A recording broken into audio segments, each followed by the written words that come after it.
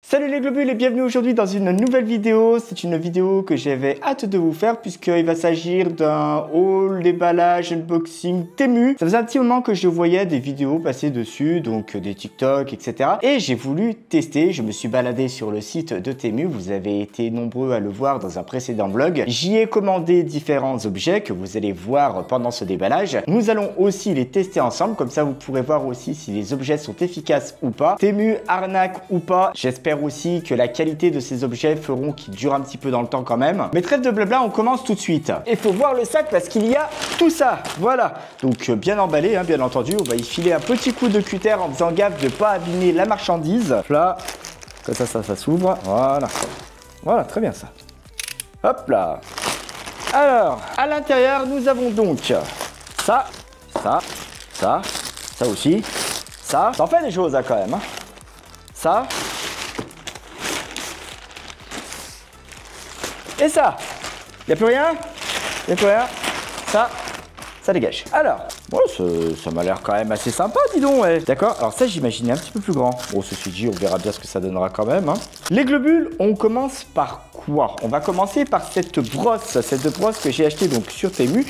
C'est une brosse pour chat, puisque Cookie perd énormément ses poils. Il y en a de partout. J'ai beau passer l'aspirateur limite 2 fois par jour. Les coussins de canapé, je vous en parle même pas, ça y va. Le lit, c'est pareil, il dort avec nous. Donc c'est vrai qu'on est obligé de le brosser limite 2 fois par jour aussi. Et la brosse que j'avais avait des dents en ferraille, ce qui n'était pas forcément bon, même si je faisais très attention quand je le brossais.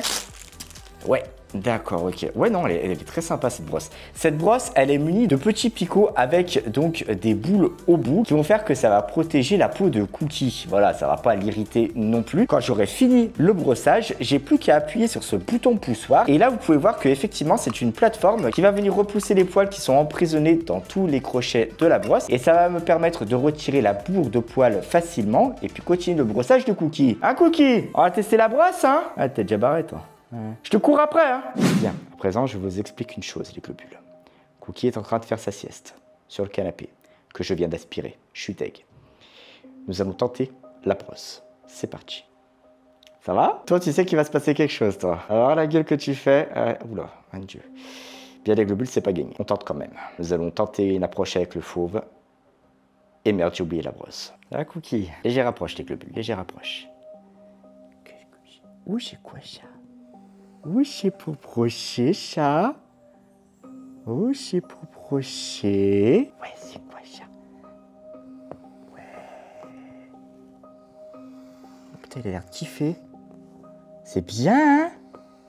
Ah oui, ça enlève tous les poils. Oui, d'accord, ok. Eh, oh, Cookie, mon canapé! Tranquille. Voilà. Eh oui, t'es bien là. Tu te laisses faire.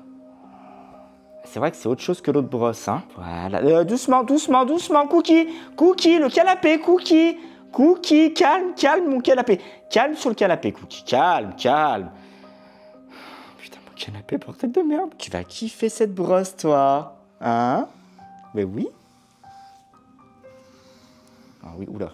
Oui, effectivement. Oui, alors Cookie inspecte régulièrement ses brosses. Oh, le coup de tête, Cookie. Enfin, t'es un sauvage, là. Voilà, donc là, les globules, je viens de terminer le brossage de Cookie. Enfin, il s'est un peu laissé faire, donc ça va. Il faudra que je le fasse hors vidéo. Mais regardez, vous avez déjà tous les poils qui sont là. Et quand j'appuie ici, hop, regardez, tous les poils sont sur la surface. Le coup, vous laissez appuyer, par exemple. Voilà, là, c'est bon, là. Vous laissez appuyer sur la brosse et là, vous avez juste à passer votre main, là. Regardez, vous avez tous les poils. Hop, et ça, c'est fait en 5-5, 4-4, 3-3, 2-2. C'est trop bien, non? Cookie, viens, on continue. Tout de suite. Viens là. Regardez les globules, ça, c'est tout ce que j'ai enlevé à Cookie en 2 brossages seulement. Donc franchement, ça va super bien. Il kiffe la brosse, il dit rien.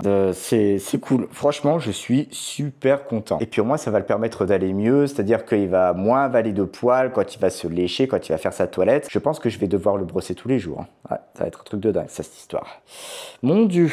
Ensuite, nous passons à ce second objet, donc qui n'est nul autre qu'une sorte de brosse pour la douche. Comme vous le savez, j'ai des petits bras. C'est quand même assez difficile pour pouvoir se brosser le dos. Et donc, c'est une chose qui ne sera plus difficile puisque maintenant j'ai cette brosse, voilà, avec des picots ici, comme vous pouvez le voir, là, très sympa. Vous avez d'autres picots là, de l'autre côté, qui sont un petit peu plus gros et un petit peu moins fins. Donc, ça va me permettre de passer la brosse dans le dos, donc au niveau des omoplates du haut de la colonne vertébrale. Je vais pouvoir prendre cette brosse de part et d'autre. Et donc là, je vais pouvoir frotter sous la douche correctement toute l'étendue de mon dos, chose qui n'est pas forcément aisée quand on a des petits bras. On peut faire la nuque, on peut faire le bas du dos. Ça, il n'y a aucun problème. Par contre, tout ce qui est le milieu et le haut de la colonne vertébrale, ça va le faire grave. Ça dégage.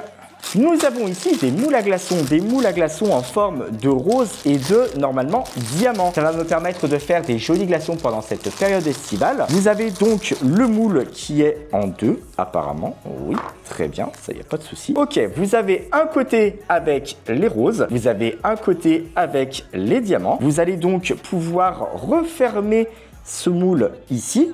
Voilà, ça c'est vachement bien fait quand même, franchement c'est assez cool. Et ensuite, vous allez avec ce petit entonnoir venir remplir chaque compartiment de glaçons. Il y en a 6 au total dans ce bac à glaçons. Vous remplissez et vous n'avez plus qu'à placer ce bac au congélateur en faisant attention bien entendu de le positionner sur une surface bien plane. Sinon forcément ça va finir par couler. On va tester ça. Donc là on vérifie bien que c'est correctement appliqué et on va verser de l'eau dans le petit entonnoir en faisant gaffe de pas trop renverser. J'en fous plus à côté que dans les bacs à glaçons, c'est un truc de ouf. Allez, on va mettre ça au congélateur et on va voir ce que ça donne. Bien les bulles, les glaçons sont faits. Nous allons donc regarder ensemble la tronche qu'ils ont, à quoi ils ressemblent. Hop, on démoule. La rose a l'air un petit peu plus dure à démouler parce qu'il y a plein de nervures qui font les pétales. Voilà, regardez les globules. Regardez cette jolie rose. Regardez comme elle est très belle. Elle est super sympa, super sympa. On la met dans le verre.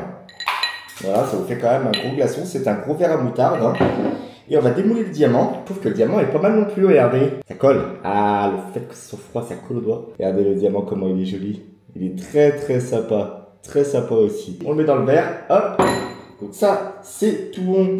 Ensuite, nous avons un second moule à glaçons. Alors ça, c'est plus pour le style qu'autre chose. Franchement, je trouvais ça trop stylé. C'est des moules à glaçons en forme de tête de mort. Donc de tête de mort un petit peu momifiée ou en tête de mort un peu viking. Et je trouvais ça super sympa. Et donc, il y en avait quand même pas mal dans ce bac à glaçons. Il y en a quand même 10. 2 rangées de 5. Franchement, ça a l'air trop stylé. Et puis, ça permet d'avoir une forme un petit peu atypique pour les apéros plutôt que les éternels glaçons qui sont ronds ou carrés. Voilà, moi j'ai trouvé ça super sympa. Pareil, on va tester. Par contre, c'est sûr que là, il va falloir vraiment faire attention. Autant ce bac à glaçons, vous pouvez le placer et puis il est quand même semi-refermé. Donc, vous pourrez le mettre un petit peu n'importe comment quand même dans votre bac à glaçons. Tandis que celui-là, il faudra bien le poser sur une surface plane parce que sinon, ça risque de couler de partout. Non, c'est sympa. Ouais, franchement, j'aime bien. J'aime beaucoup. Nous allons donc remplir ce bac à glaçons avec les têtes de mort d'eau. Donc là, il n'y a pas de souci. On va voir effectivement quand est-ce que les têtes de mort sont pleines. Hop, c'est tout bon. Ça, vous pouvez le faire directement sous l'évier. C'est juste que j'ai envie de me faire chier aujourd'hui. Je sens que ça va couler de partout quand je vais devoir y mettre dans le congèle. Ça va être tendu l'histoire. Hop là, ouais. Alors ce que ça donne, putain la vache. Alors pour mettre ça dans le congèle, maman.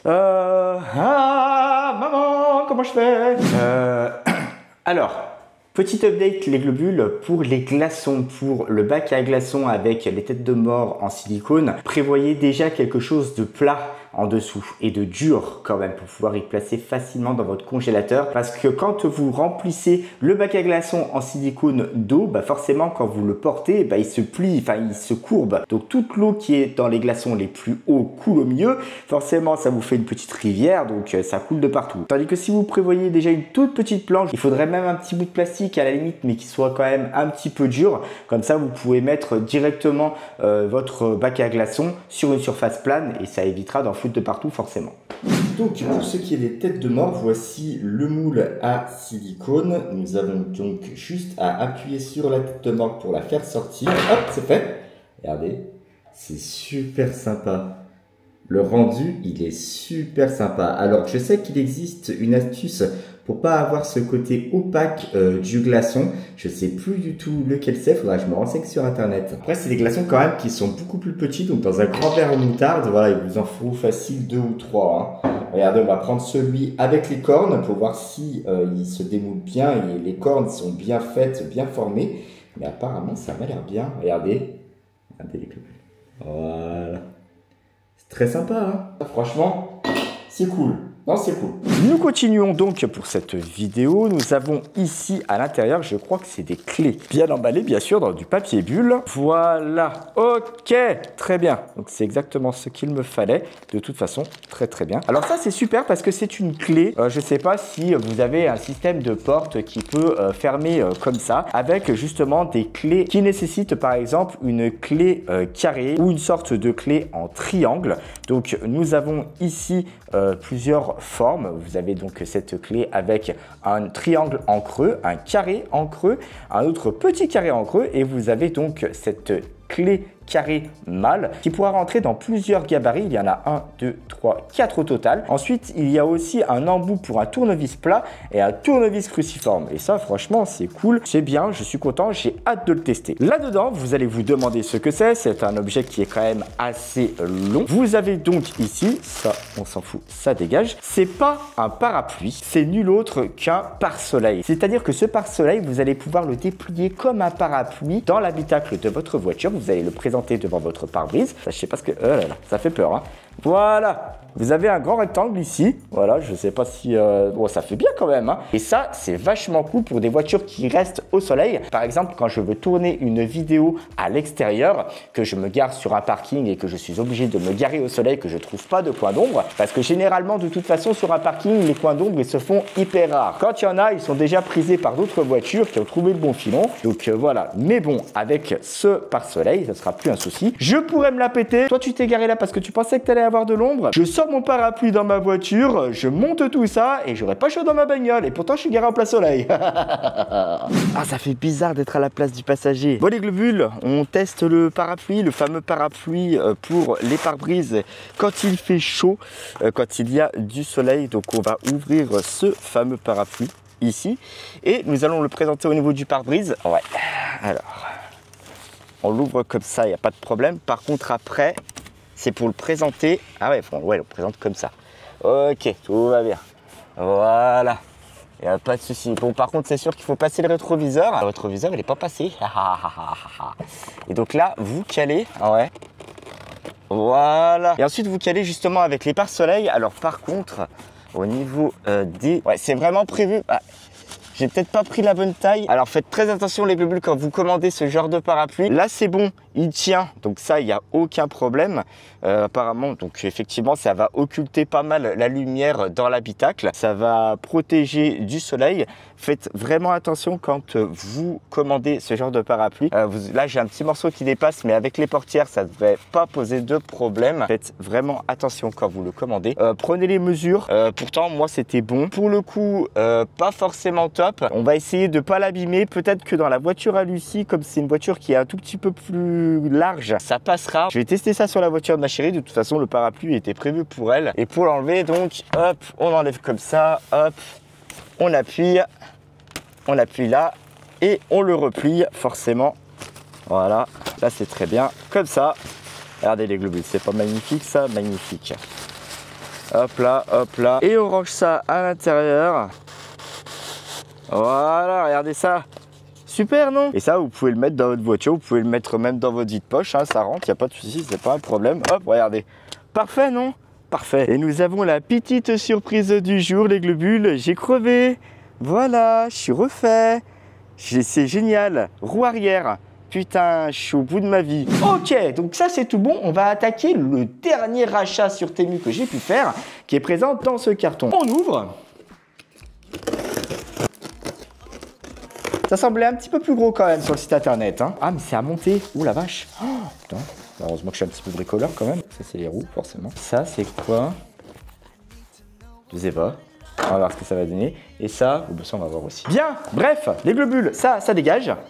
Il s'agit, les globules, d'un appareil abdominal. Pour les abdos, je ne peux pas faire des abdos avec un relevé de dos. Je vous explique. En gros, pour faire des abdos, généralement, vous allez coincer vos jambes, vous allez faire un relevé de torse, 1, 2, 3, etc. Moi, je ne peux pas parce que mon dos, normalement, doit rester droit. Et si je le plie trop souvent, en fait, en gros, j'ai des complications au niveau du dos. Je me suis fait opérer du dos à cause d'un canal lombaire étroit. Donc, autant faire des abdos en sécurité. Nous avons une petite notice bien sympathique pour pouvoir essayer de monter ce roller abdominal. Je sais pas comment on appelle ça. Ça c'est pour protéger les genoux, ça. Ouh bah putain la vache. Par contre, ouais, il est un peu abîmé, hein. Donc faudra faire attention quand même, c'est dommage. Donc là, on enfile la barre. Voilà. Voilà. Celui-là ici. Voilà. Et c'est tout bon. Donc le but du jeu va être... Putain, alors dis donc, juste, hein.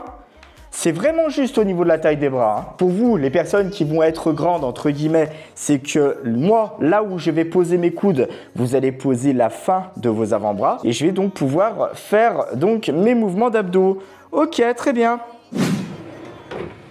Hop, hop. C'est un appareil, j'espère vraiment qu'il va m'apporter tout ce que je recherche en termes d'abdos, me permettre de faire des abdos sans évidemment me faire mal au dos. J'espère que ça va être assez solide, ça me fait pas peur, mais bon, c'est vrai que ça a l'air d'être bien conçu, ça a l'air d'être sympathique. On va voir ce que ça va donner.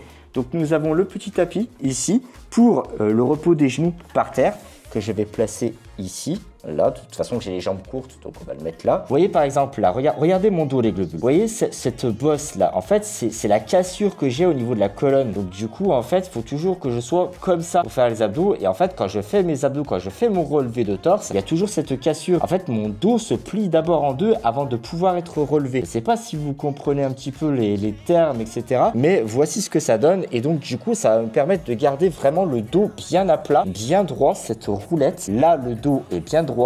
Et c'est parti, hop, on y va. Alors c'est vrai que je fais partir mes bras un petit peu plus loin dans ces mouvements et je sens mieux peut-être la tension. Ouais, effectivement, je la sens mieux au niveau des abdos. Mes mouvements sont beaucoup plus courts parce que forcément mes membres sont beaucoup plus petits. Mais c'est vrai que oui, on sent la tension quand même.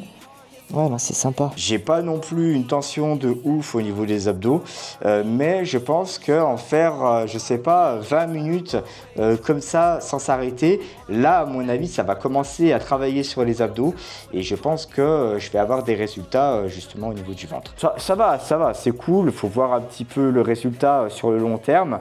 Mais non, c'est sympa. J'avais une roue, juste une roue à tenir à bout de bras avec des poignées. Là, c'est vrai que c'était un petit peu plus galère parce que la roue, elle est vraiment en plastique. Donc, il n'y a pas les amortisseurs parce que là, les roues sont faites en plastique et en caoutchouc. Donc, c'est vrai que quand vous roulez sur une surface plane en carrelage, etc., avec une roue en plastique dur, vous ressentez toutes les vibrations au niveau de vos omoplates, de vos bras. Tandis que là, vous êtes vraiment protégé de bout en bout, c'est-à-dire au niveau des coudes, vous êtes protégé des vibrations avec justement cet espace en caoutchouc sur cet objet, mais sinon non, franchement ça va. Bien les globules, que dire de cette fameuse commande Temu? Écoutez, j'ai quand même des objets qui sont assez sympathiques, qui vont répondre à certains besoins que je peux avoir au quotidien. Au niveau de la qualité des objets, alors je vous avouerai que je suis un petit peu mitigé, c'est peut-être pas des objets qui vont durer dans le temps non plus, mais ceci dit, ils font leur office. Les globules, merci à tous d'avoir regardé cette vidéo jusqu'au bout, surtout si vous n'êtes pas encore abonné à la chaîne, n'hésitez pas à le faire en cliquant ici, c'est ici qu'il faut cliquer pour être au courant de toutes les nouvelles vidéos qui vont sortir. Si vous êtes déjà abonné à la chaîne et que vous voulez redécouvrir mon contenu, n'hésitez pas à cliquer ici et là. Et je vous dis à très bientôt dans une nouvelle vidéo. Ciao!